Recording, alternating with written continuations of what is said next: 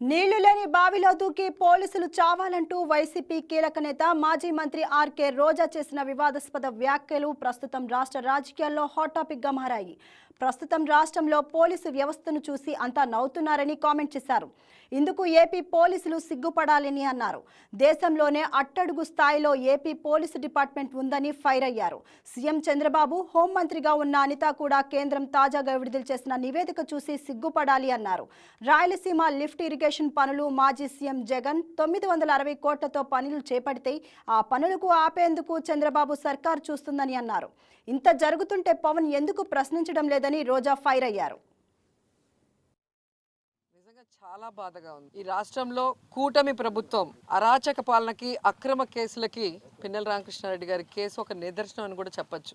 ఎందుకంటే స్పష్టంగా తెలుగుదేశం వాళ్ళని పొడిచి చంపుకున్నారు అని చెప్పి సాక్షాత్తు ఎస్పీ శ్రీనివాస్ గారే చెప్పడం జరిగింది. మీరందరూ కూడా విన్నారు, చూశారు. పచ్చపత్రికైన ఈనాడులో పెద్ద అక్షరాలతో రాశారు, ఆధిపత్య పోరులో తెలుగుదేశం కార్యకర్తల్ని వాళ్ళే పొడిచి చంపేశారు అని చెప్పి.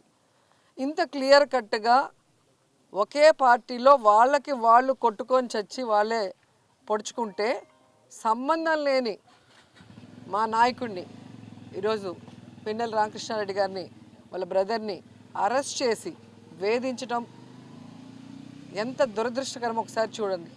ఎందుకంటే చంద్రబాబు నాయుడు కూటమి ప్రభుత్వం అధికారంలోకి వచ్చిన రోజు నుంచి పిన్నెల రామకృష్ణ గారి కుటుంబం మీద ఏ విధంగా కక్ష సాధిస్తున్నారో మనం అందరం చూస్తున్నాం. 16 నెలల్లో 16 కేసులు పైగా వేసి ఎలా వేధిస్తున్నారో కూడా మనం కళ్ళారా చూసాం. అసలు తెలుగుదేశం వాళ్ళు రిగ్గింగ్ చేసుకుంటుంటే ఆ రిగ్గింగ్ ఆపిన కారణాన్ని చూపించి అది కూడా ఒక కేసు పెట్టి గతంలో కూడా దాదాపుగా 52 నుంచి 54 రోజులు లోపల పెట్టడం మనం గమనించాం. అంటే ఎటుపోతుంది పోలీసు వ్యవస్థ, ఎటుపోతుంది?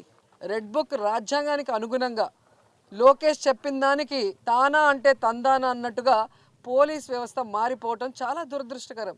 కాకి చొక్కాలు వేసుకోవాల్సిన వాళ్ళు పసుపు చొక్కాలు వేసుకొని ఈరోజు అక్రమ కేసులు పెట్టుకుంటూ పోతుంటే ఏం మెసేజ్ ఇస్తున్నారు మీరు? రాబోయే కాలంలో దీనికి 10 చేయమనా? పాలిటిక్స్ని భ్రష్టు పట్టిస్తున్నారు.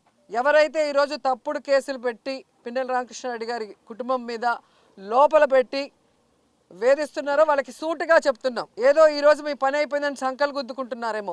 ఇంతవరకు మా నాయకుడు జగన్మోహన్ రెడ్డి గారు చెప్పినట్టుగా ఎవరి జోలికి మేము వెళ్ళలేదు. ఏ పార్టీ అయినా, ఏ కులమైనా, పేదవాడు అర్హుడైతే అన్ని సంక్షేమ పథకాలు ఇచ్చాం. బెల్ట్ షాపులు, మద్యాన్ని ప్రవహింపజేసేది తెలుగుదేశం పార్టీ వాళ్ళు, ఇల్లీగల్గా ఇసుక నమ్మేది తెలుగుదేశం పార్టీ వాళ్ళు. చేసే తప్పులన్నీ తెలుగుదేశం వాళ్ళు చేస్తుంటే మరి భోగాపురం కట్టగలిగిన వాళ్ళు ఎందుకు ఇవి కట్టలేకపోయారు? మీ అబద్ధాలు నమ్మటానికి ఎవ్వరు లేరు. మీరు నిరూపించుకోవాలి అంటే ఈ నెల్లూరులో airport. Please subscribe to YK TV Network. Please subscribe to YK TV. Please watch YK News. Don't forget to subscribe YK News channel.